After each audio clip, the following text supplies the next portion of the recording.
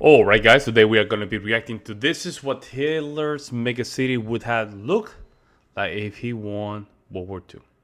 Thank you so much for the support, guys. We're going to simply jump in here and see what's going on. Thank you so much for everything, guys. Make sure you guys subscribe to my channel, share, link, comment, everything. Let's jump in, guys.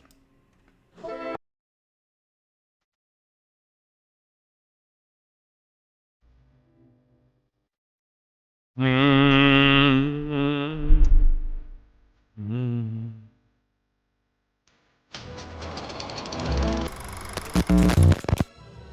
Mm-hmm. On April 1st, 1920, a veteran of the First World War left the defeated German army to devote himself fully to politics. He was advancing within a group that same day changed its name to the National Socialist German Workers' Party, which would later become better known as the Nazi Party. As you can imagine, we are talking about Adolf Hitler, who quickly gained ground and became one of the undisputed leaders of the movement. From that moment on, he made clear his great ambitions and did not stop until he achieved them. On January 30th, 1933, he became the new German Chancellor with the firm commitment to return the country to the greatness it had lost due to the war. Several ideas accompanied him to achieve this goal, including that of enlisting a powerful army capable of conquering all of Europe to rebuild an empire. Convinced that he would achieve it, the Führer was passionate about thinking about the legacy that his name would leave behind. Going back a little in time, at the end of 1923, Hitler organized a coup d'etat. Hey, he failed to achieve his goal. Great movie, though. Great movie. I love this movie. I watched this movie like 5 times. Well, more than that, like 10 times. And spent 9 months in prison. While confined, he wrote his autobiography called My Struggle. In its pages, he left a clue of what he planned, so that his conquests would not simply be reduced to the pages of history books. Hitler had designed sketches of enormous and ostentatious buildings. These were the first vestiges of a mega project to build the capital of the Third Reich, and consequently, of the New World. Its name? Germania. As the world. Oh, this is not getting monetized. Yo, this video is not getting monetized.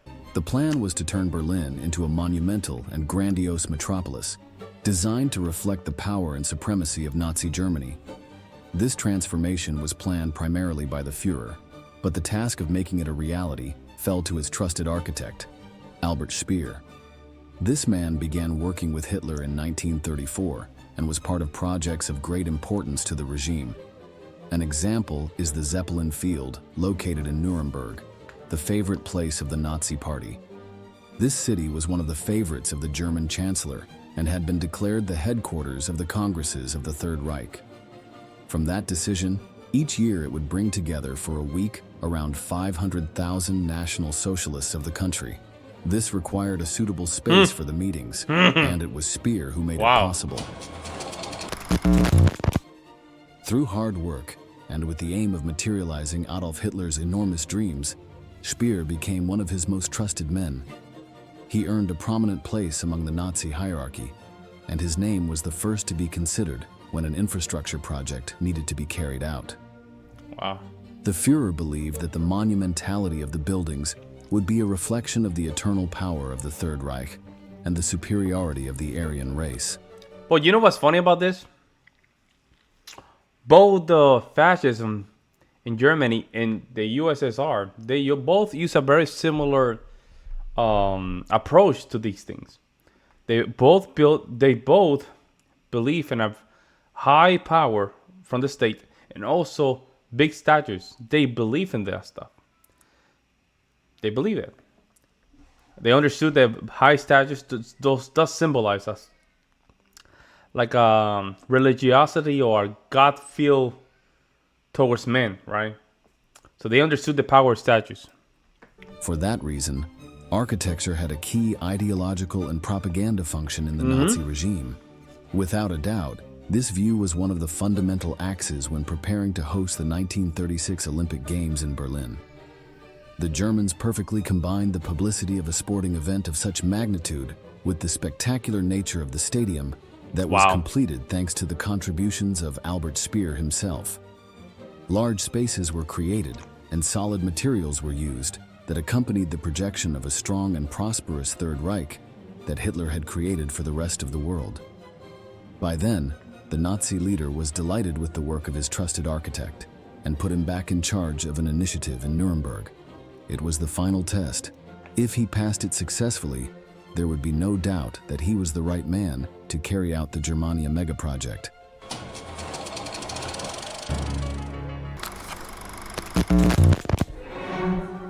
The building plans fascinated the Führer, and he made the decision. You love Wagner. Albert Speer was ready to take charge of the construction of the new capital of the world. The challenge was to make the architecture make clear its deep connection with the political and ideological aspirations of Nazism. As we have already mentioned, one of the main objectives was for Germania to reflect the power and supremacy of the Third Reich. Berlin would become the most imposing metropolis on the planet, surpassing other cities such as London, Paris, or Rome. The mega-project was to symbolize the greatness and dominance of a victorious Germany and its new global order, with Hitler as its absolute leader. On the other hand, the new city was also to represent the purity of the Aryan race.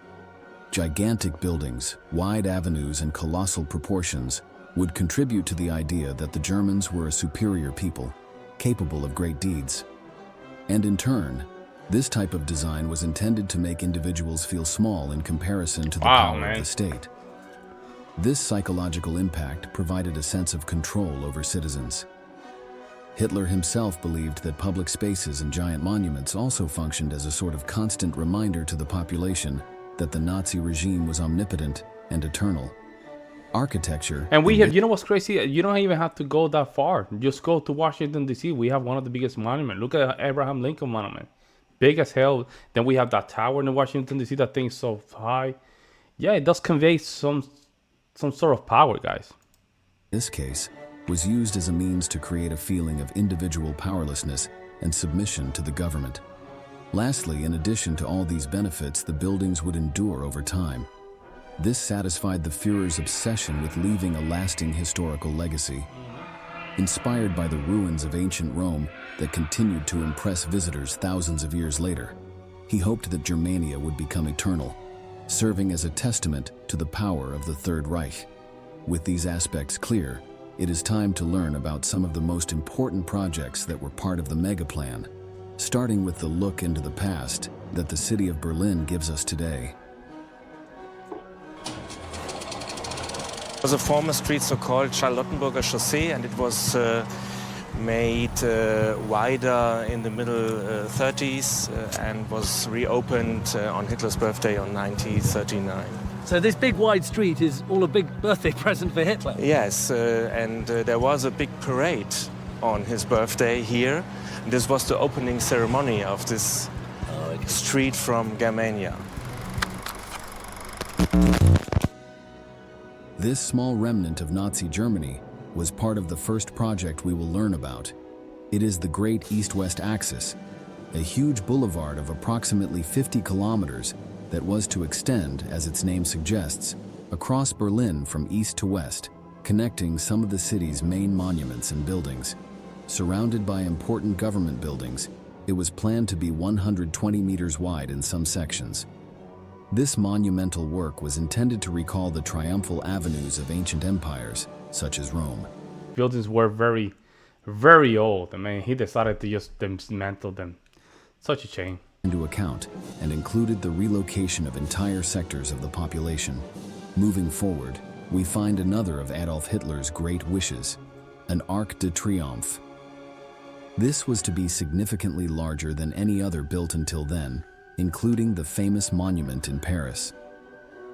The German arch was to be about 117 meters high. On the other hand, like the rest of the projects, it would serve to show the new world domination that the regime aspired to achieve. One of the details that would characterize it was that the names of all the German soldiers killed in the First World War were planned to be carved inside it. This triumphal arch would form part of the Great East-West Axis and was intended to be one of the first sights for those entering the city. But there was still more, probably the most emblematic work born in the mind of Adolf Hitler, and the one that would make Germania an imposing capital throughout the world. We are referring to the Volkshalle, the People's Hall. You know what's The Great crazy? Hall was the absolute. You see a lot of these European countries, right? Even the extent of, we're talking about Latin America, and even Australia, South Africa, a lot of these extensions, right? And you always have this dome in public buildings. This kind of dome looking building. I don't know what that means. You guys have to let me know in the comment section below. What does that mean?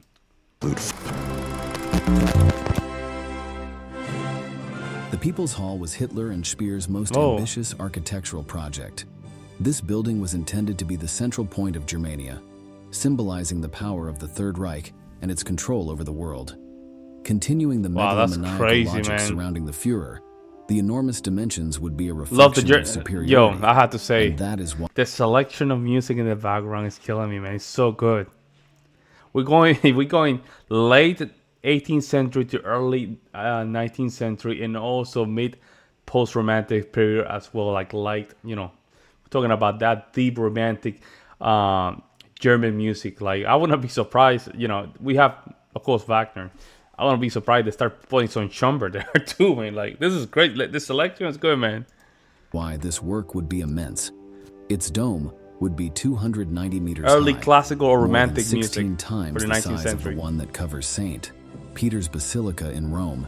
In addition, it would have a diameter of 250 meters. It was estimated that it could hold 180,000 people, Whoa. which would make it one of the largest structures Yo, ever that's planned. crazy.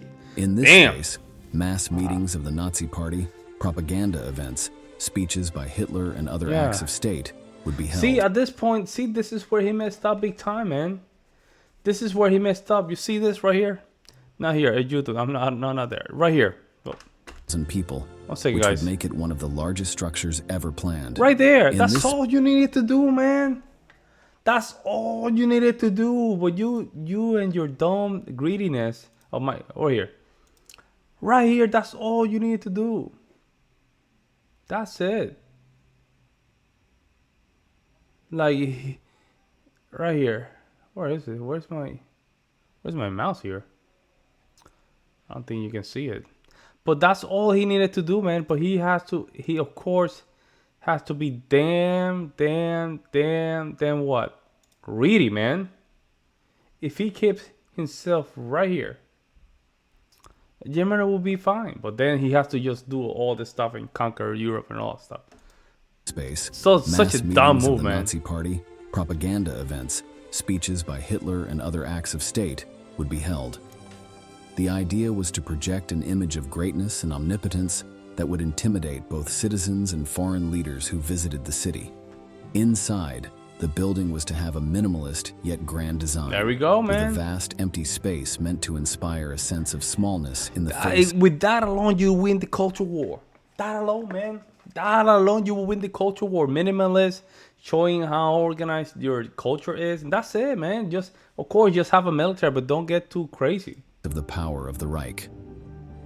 The Führer planned for the words spoken within this room to resonate as if the place were sacred, thus amplifying the psychological effect on those in attendance. Required exorbitant amounts of labor. The Germans had to solve this challenge, so the project developers quickly turned to military commander Heinrich Himmler. He was the leader of the SS and supervisor of the concentration camps, who agreed with Speer to use prisoners for the necessary work. In addition, the architect also made use of beggars, gypsies, and pimps, who lived on the streets to begin building Germania. It is estimated that the Nazis had around 130,000 people to begin construction of the new city. Damn. Despite the suffering of the prisoners who had to work, and the thousands of Berliners who would be displaced from their homes to carry out the pharaonic works, the Nazi regime presented part of the plan with great pride in different public speeches. The intention was to show the population that the Third Reich was building a modern and powerful capital, Wow, look at that. in line with the vision of a new Germany promised by Adolf Hitler. Scale models and Wow. plans of some projects such as the Arc de Triomphe or the People's Hall were also displayed. These were used as propaganda to generate support and enthusiasm in the people when they saw the attractive aesthetics of the large buildings. However, other aspects were kept secret and were not revealed. mainly because of how extremely ambitious and costly they were in terms of resources and time. The Führer did not want his colossal plans to be perceived as unattainable or a waste of the Nazi government in times of war. The German leader believed that he could carry it out anyway, confident that his powerful army would have no trouble achieving victory in the conflict that began to break out in Europe on September 1st, 1939. However, he was very wrong. In 1942, when the Second World War had been going on for almost 3 years, the Nazis were forced to increase their military budget. Hitler's troops had encountered a tenacious rival in the Soviet Union, and their unstoppable advance suddenly came to a halt. The situation worried the Führer, who immediately allocated the money from the Germania megacity project to other areas.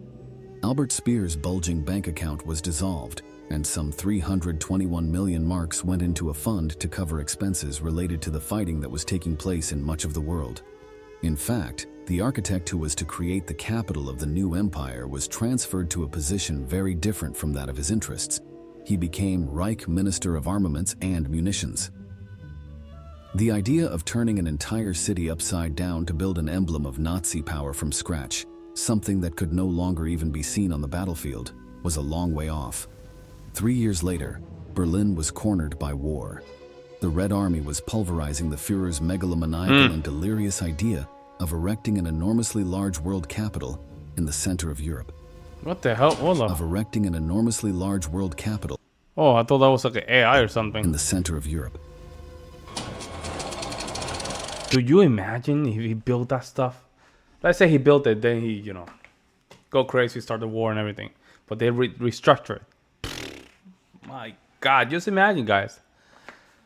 Of course, he went dumb and made a lot of bad mistakes. Speer partnership that had begun 11 years earlier with such ambitious plans had ended in absolute defeat.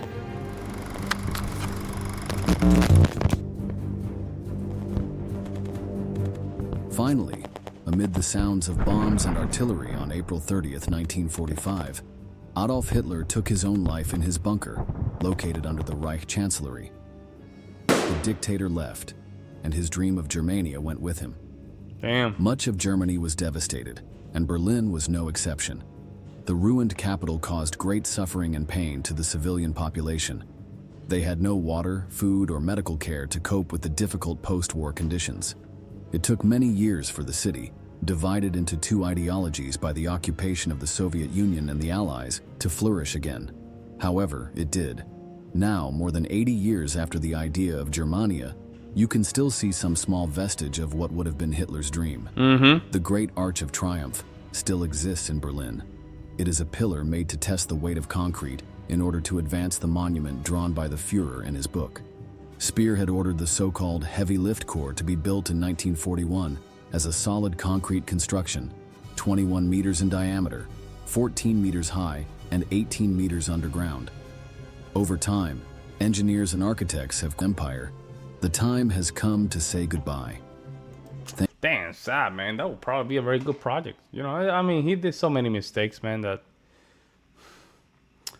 I mean, I'm telling you, he makes so many mistakes, but it is what it is, It is what it is. Great documentary, man. I love these. Man. You guys have no idea. I love these.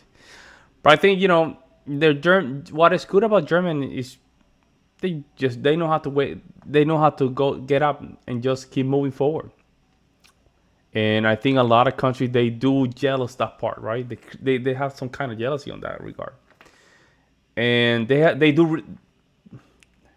I don't think Germans know this, but guys, a lot of countries do respect the German spirit. They respect the fact that they still have to do victories, parades, stuff like that, which is fine. I think that's fine. But they respect the German spirit, guys. Don't get it twisted. But let me know what you guys think. I will see you in our next one.